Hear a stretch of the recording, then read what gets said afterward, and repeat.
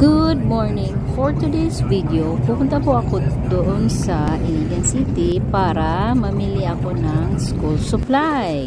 Ito po, andito na po ako sa King Juan, Iligan City. Ito po yung mga school supply na para sa mga pupils doon sa school ng mga anak ko. At ito po, ang daming namili dito. Grabe. Talagang kasi ano dito mura, talagang sulit talaga yung ano mo, pamimili mo dito. At saka pag maramihan yung bibilhin mo, makakasave ka dito kasi may discount sila. Ayan, binabox na nila yung ano, para sa school. At yan, may discount ako diyan.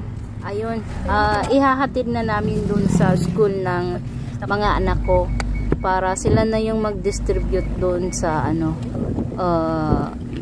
mga teacher doon sa school.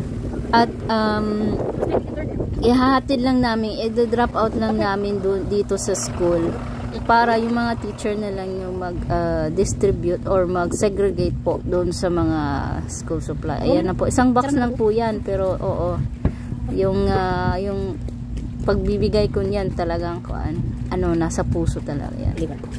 Ito na po sa classroom nila.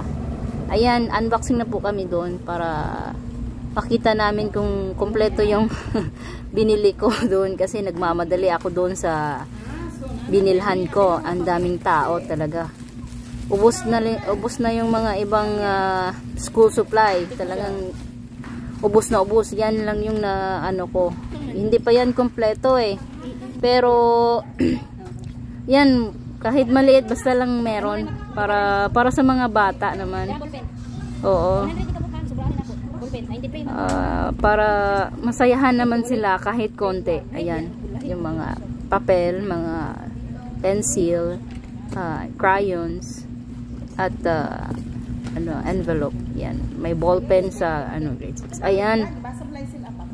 Dito po in-arrange ko na lang para ayan, chinek ko po yung color kung kompleto. Ayan, 24. Yung isang box talaga yan. Nakaka-save talaga dyan basta maramihan yung bibilhin mo. At yan, ayan na po, dito na po, na-deliver na po tong ayan, na-picture pa kami. Thanks for watching guys. God bless. Hope you follow my page.